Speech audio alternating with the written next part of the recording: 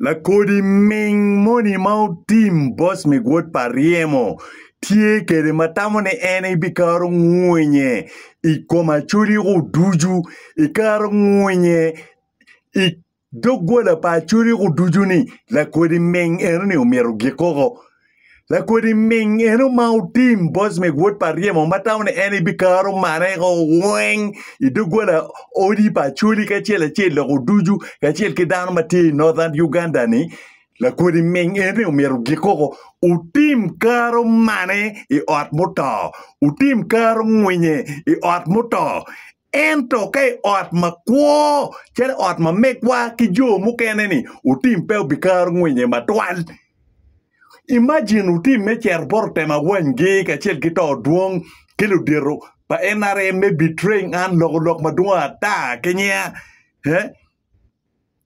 but iso kachel ki iso me Uganda ni eni dong I betraying an ba ni eni ngeo kama anati ye ma beo tema wenge ukony en me mago an to duong yo kony en me mago en umemako an unyo iso kachiel ki iso me Uganda kukony en ke mako an Otim ka in la cho mati ibedo ka kwonge to twali ibedo ka kere to twali ni ini bi mako an noko ingeo kama ana bedo ye ko weng ibedo ka log ming ni kon an te kwene sidong mako inu ngayo an pingo Mako in ungayo an pingo mado kumbere dong itika taune ni recruiting lum ming luwori weko kwen kil in kiluen ikom an machalo His Excellency Dr. Daniel Soka aka the bad news system thing jagwan mako in ungayo an noko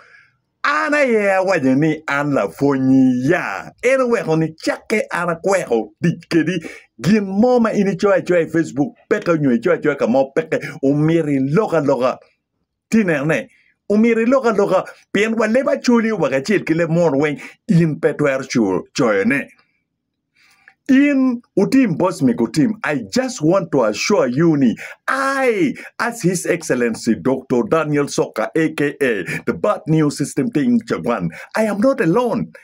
And party kena ni Daniel Soka mer is just one thing or one body or one passion. Then you are mistaken. You and your crooks, group of criminals, murderer, thieves, robbers, bad mind people them. You guys can do nothing about me. You can do nothing with me. Yes, this is an assurance. Yes, it is an assurance to all of them, those stupid fools who think that I am just a small figure for them. No. An wera wayu jui ni ka an Daniel Soka fratima kwa I will be exposing ming Otim jui. Time weng wakikama cheri ye weng no ke goyo chim kinyao. RDCs magichwako an Uganda dua ta lutela magichwako an loba chuli gi dua ta magiti NRM wakachel gi magiti opposition ne. Yes, gi waje bati ni gin giti NRM but they like what I am doing. They support what I am doing because anatika choko kaka do gin magin pekitwer wajene and ana yeda tika dogone exactly. And I will not stop it and I will be continuing doing it every day and every time. And nobody should think that he or she can shut me. No, you won't and you will never. So, don't Lokodi ming moni any Otim tamo ni kadano magi following eno duju YouTube nen charno jo mamaro en. That is a lie. That is a lie.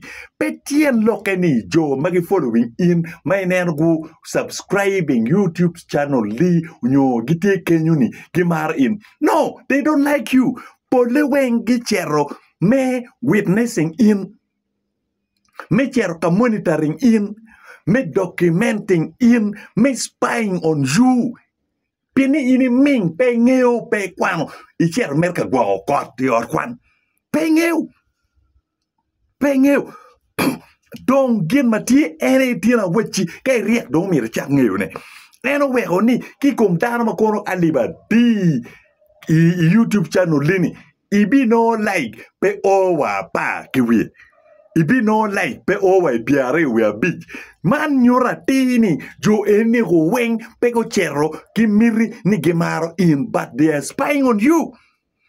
They are documenting all those things that you are saying.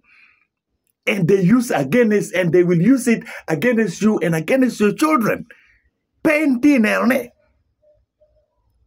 Anyway, Aryemo wajani, if you think education is expensive, try ignorance. Pin la ming, pener matut, la ming, kingat mapeo chero matut, ikit mekwan, kidong peo tema associating kachel kidano maduong, pe bir kidano mapodi ot kwan. Pe wor lobo mapol. Tamo mer ni jem ni weng I lobo kan yot ker en tamo kerini. Jami lobo kan pe yot ker inti tamo ne kedeni.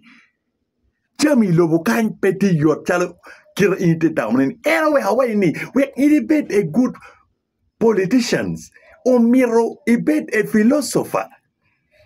Ibet ngat mo kwano mapol, somebody who is exposed, mo wori lobo mapol, o interacting, kidaro mapol, o kwano documentaries mapol, o kwano book pa professors mapol, o neno dogo, o kwano jami pa revolutionaries machon no weng, ngeo history ma badong lobo kaini, ngeo ngo magilwani politics, ngeo ngo, see.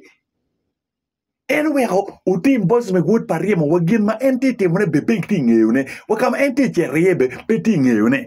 See, abeduka wajene ni jo kachel mai kai ner mon gitika following Otim. Lokodi mon magi following Otim mi weng no giti malai jo macharo ngwinye jo ma kongi pere unyo jo ma go vuruke ngwinye. Mun ine ye en followers for team. Ine en malai makirwa TikTok no giberka ker en duanu team ko kweni.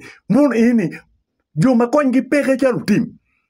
Jo makongi tie chalu team gini peke tuar kero duanu team unyo lok mau team ulogo. I TikTok ma megi unyo igen makit giti logo ne. Ka in ngat mun tiga por nyo tiga wajo. Kit manyi monen kereta jama makwa initi kerne itajama YouTube channel li iti kere TikTok channel li iner chao yuega. It is a disgrace. You are lost boys. You are lost children. You are lost girls. You are lost women. You are useless human being. You're worthless. You're bad eggs. Man. Ene weo gin ma weo podcast ana wajini kwanyo loba chuli pa biberi yo totwal pien lo ming uduguduo karo dok ming moni mati ya chuli ni beri weke gwer dana gwer ke minge inoni ene weo ana wajini yo mabebe kwanya chuli konke kwany pola chuli mukeni weng ki ya chuli ki wek go migrating go touring lobo mapoli Europe America Canada, go worry, come upon. Pien, tia kuri jomuni, magu, mube no kwan over senior 4. Inoni, utio primary school logo weng is sub county Acholi. Secondary school be utier sub county Acholi. La fonye mugube no bene. Okwano primary is sub county Acholi.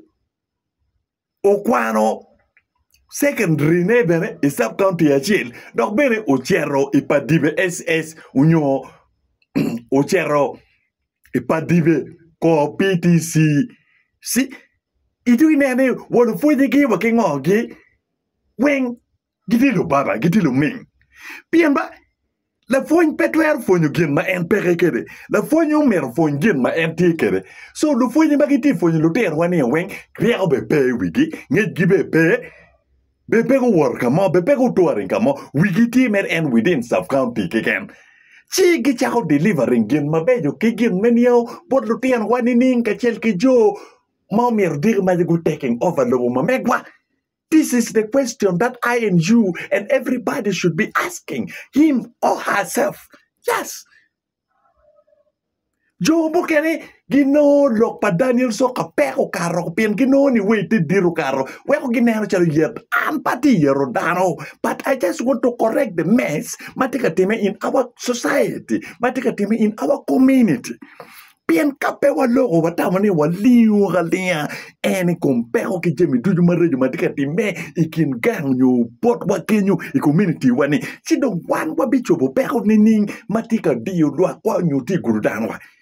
The best thing we want to peko matikin gang, but the board omir wachimu wangap matika timopal, matika misleading the local people in your darmati community mamekwa. Don't kawan pewatika chokodano magitika timo ming nyo Jimmy Machol in our community. She don't want wabi chako joko peko mareju makiti mareju matika time I community mamekwa ni ning. Man in a year gin momir in kachelki and omir wa carry we got to digest it together.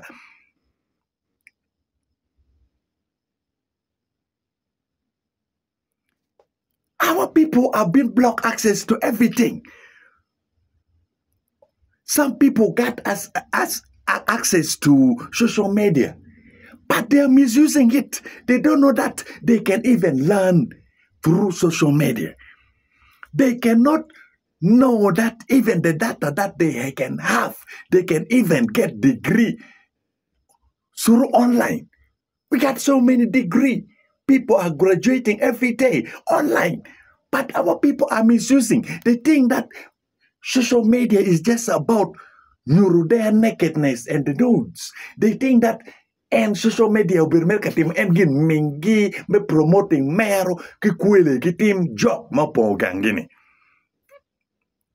Amira wachi wun ki luteno palu jogi ni social media petika promoting job pa meni ki job pa wurni ya. Social media petika peti me promoting talme gangu unyome ot pa meni ki kachel ki ot pa wuru. Social media tie me changing community, you may delivering a good thing, matuero changing community, mamekwa. So, wunu tian palu jogi, umiru guakeba. Umiru guake, social media peti me promoting job pa mini, I job pa wuruni. Social media peti me promoting prostitution, you tim malay, niki kuile muram ngwinye nego. It's not the work of social media. Uchak bedu creative, meti mungkin, matuero, pilo we want machala Acholi, unyo tuero kero, aloka nyukije mabejo, but wa in northern Uganda. Chuye total. Ingeo neka iniriak mangeo pen. Timpala ming, chuero chunya dada. Timpala ming, chuero chunya do wow iya dada.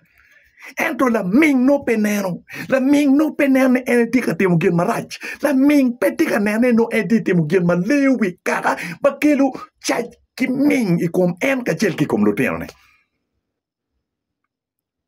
Ana tiki ngeu dok, atiki riako ki neno ni. Utim ngat mo ke ken unyo latine mo ke ken. Ka wate mo ken unyo latine wajini en latine pa utim. Ubilor dugole chui. Latien pa utim mo ki ken ka weni en latien pa Bosmic utim ngat mo ma upi konye pe. Look at that.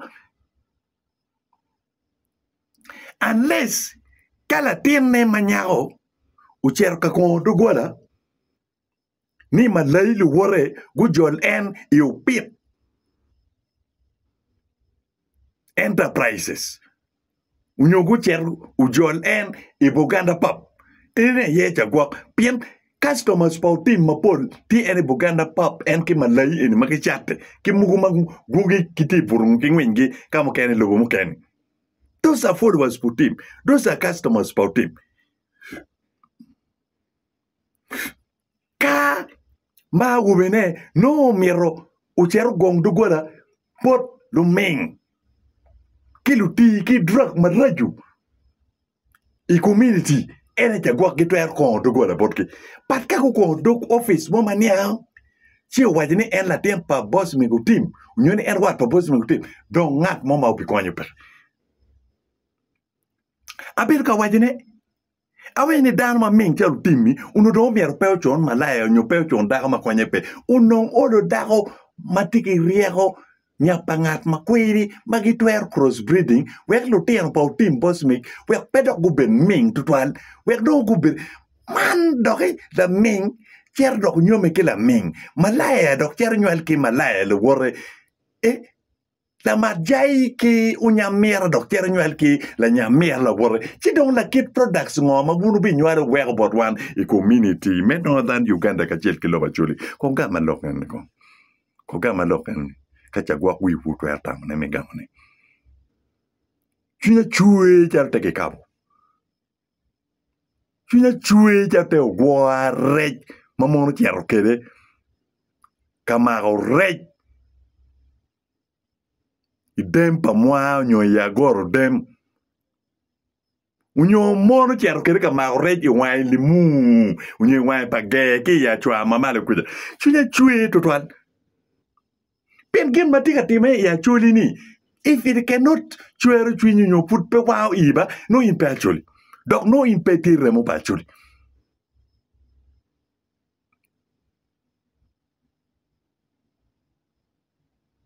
Acholi kit ma initi kwene ne kong bo bin manenu yo peko mati ya Acholi ka unoni wun o kwanyo karu uloki dano maroma pa in a week i Uganda igulu ikit gum ila moy pade agago umoro kono yam kono modata kono dogolo kona patch uno kono bunu nge peko mati Uganda unyo wego unyo wun peo beruka wene Daniel soka pingo logo ma chue koman an party dada ento chue kike nigga matika nero gin maraju matika time igangwa liet wache ko